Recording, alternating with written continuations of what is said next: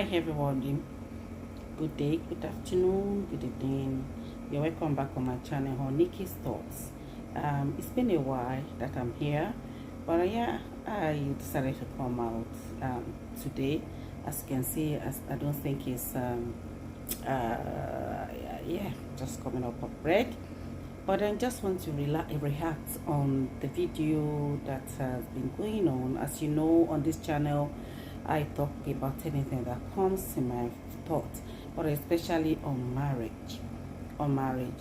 I myself, I've been in a relationship for 33 years, and I've been married for 20. I've been married for 26 years, which I have my house to raise to say. And most of the time I do come up on here and talk about one thing or the other. I think I talk about confront it before it confronted your life. Yes, I left that message there on this page on Nikki's store, that confront whatever that want to confront you, or that is confront you before it confronted your life. Confront that situation in your marriage. You need to confront whatever that is confronting you before it ruins your life further. It ruins your life further or destroy your life. And I think the last one I released was talking about fear. You know, when you fear somebody, you don't go through that marriage. It's a recipe for disaster. And then I also talk about in my previous videos, I think I mentioned communications, marriage, understanding, marry somebody that you understand, and everything. Yeah, we know the story that is going on at the moment about Osinachi.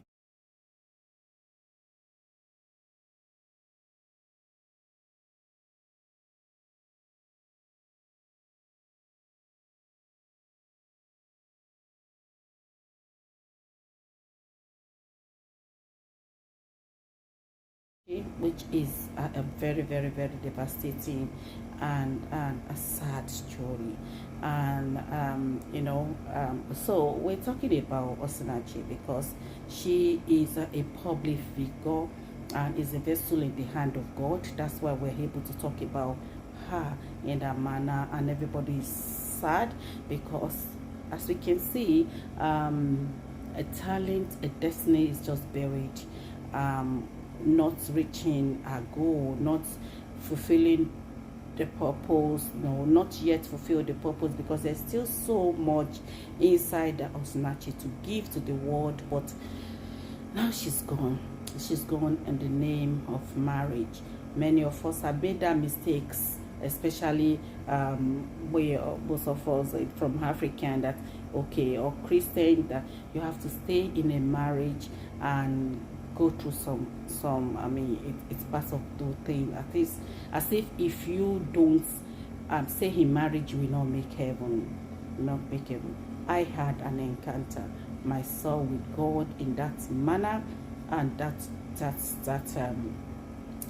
changed my thinking, my perspective, or whatever that I want to say. But when you're talking about marriage is just a little bit out of what God had called you to be on earth. Marriage is good. It can help you to fulfill destiny with a peace of mind, and then everything that is the marriage that is really in the hand. I mean, that's a good marriage, and healthy one, not unhealthy marriage at all. I'm gonna end this today with this word, that silence, they say, is golden at times, but it's dangerous. You don't silence on something that is killing you inside. You need to speak out, and you don't defend whatever. And in Western world, they said silence is like you are condoling, you are accepted. It's an acceptance. It's the way of saying that okay, I'm okay with the It's an agreement. There's one particular one that I want to use there. It's an agreement saying, well, I'm okay. Yes, I agree with what you are doing with me.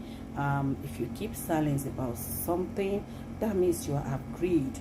You are in an agreement. You receive, you accepted whatever you are going through.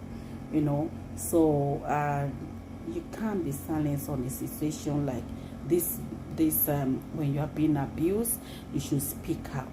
There's something called two types, which I will discuss later on. There's two types of bullying. There's two when you talk to bullying and bystanders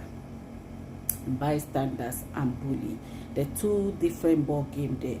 But let me just concentrate on the silence. You can't be silent on somebody that is bullying you or whatever you are going through. Don't be silent, because it will silence you forever. If you're silent and you're not talking out, it's going to silence you. I am a very quiet person. I silence on so many things until he nearly silenced me, but God actually see me through and I came out. There's nothing nobody can say. You know, the behavior you don't want to behave, you will behave. That heaven you are trying to, if you're Christian, that heaven you are trying to make when you are in an abusive situation, you might not even be able to make it, because some certain attitude will start coming up from you that you don't even think you can ever experience in your life if you don't talk about it. Your fruit of the spirit will suffer after a long time. Your joy, your peace, your faith, everything will be affected. And at the end of the day, don't let us forget about the fig tree. It's as if you are not fruitful in any way or the other. So you cannot keep quiet about or accepting you being abused in a marriage in the name of religion. I'm not talking as if somebody that has not been there. I have been there myself, but it's just by the grace of God I'm able to be talking in this manner.